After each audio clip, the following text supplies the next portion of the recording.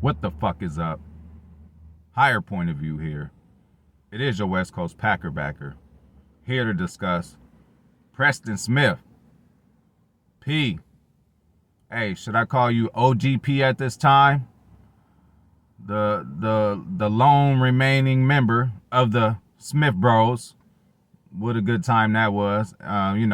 Sorry your boy Z had to go out the way he did, Hey, but business is business, money and shit gets involved, We all loved him as a player. We love what he did for us, but hey, your boy had to go.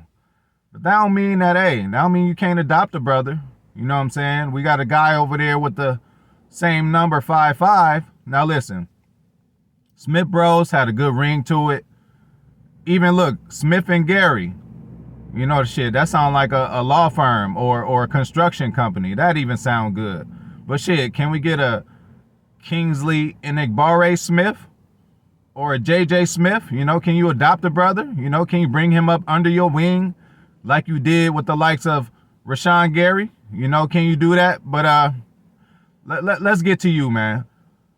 Came out, first of all, you were part of a historic year as far as, definitely as far as the Packers, in free agency, because the Packers don't make moves like they did that, when they got you, Adrian, Billy Turner, and Zadarius, you know what I'm saying?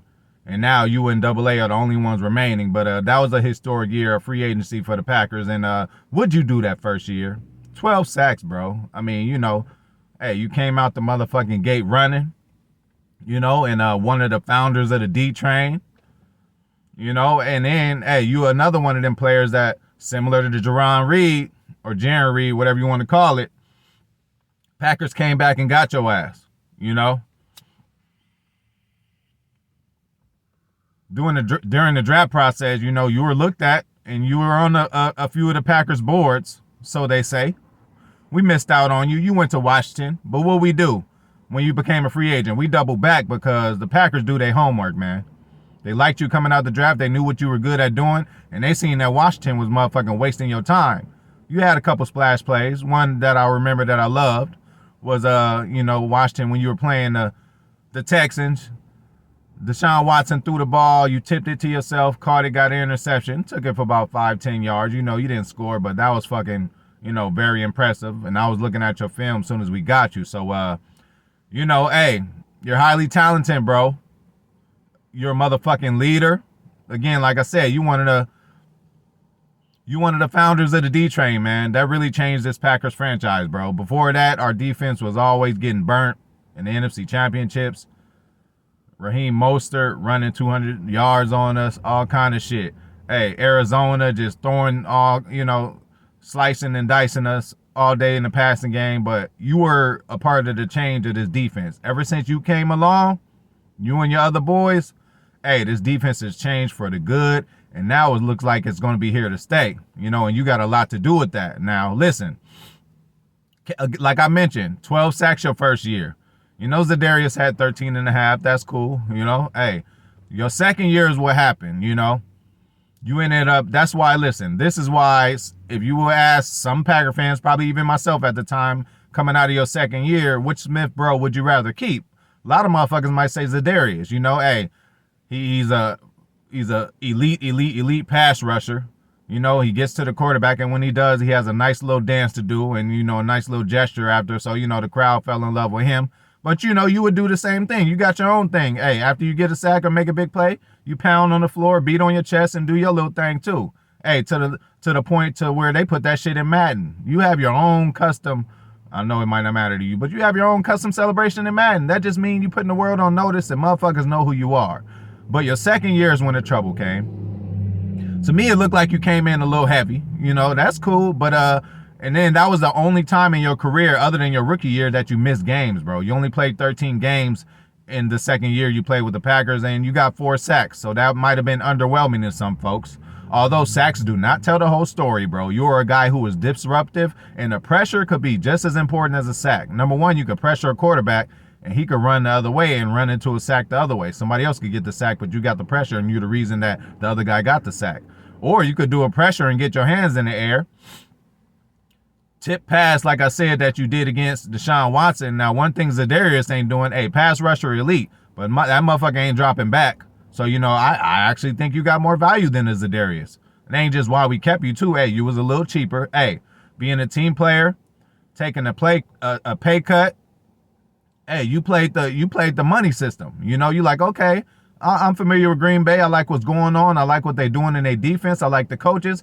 I'll take a pay cut. But you played the money system. You took a pay cut, but your contract that you and your agent beautifully came up with had a lot of incentives on, what shit that you could do on the field to make you get paid more money.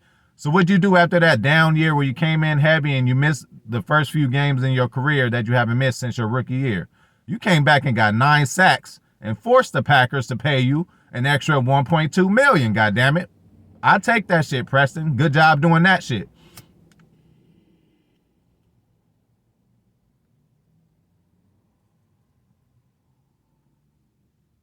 Now, you were already a leader.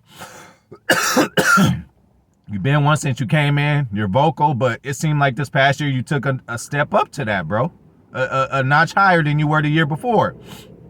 You were opening speeches and closing speeches. That means a lot. When you, right before the game start and these cats is about to go to war, and you the guy who sent them off saying whatever you saying to hype them up and saying, let's go do our business, defense, handle your business, offense, go score. When you doing all that shit, motherfuckers have more respect on your name. Motherfuckers look at you as a leader, and that's what you are. I would not be shocked if you had a C on your chest, You might have it because, you're just one of those guys who, since you come in, you've been a standard. You know what I'm saying? Even with that down year, you came back. And let me tell you, you're available too. Like I said, that year you had the 4 sacks, your down year.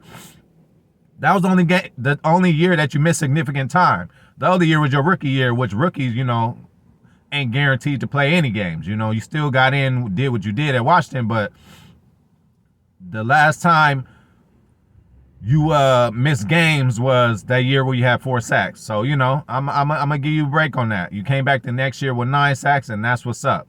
You made the Packers pay you. So look, you already a leader.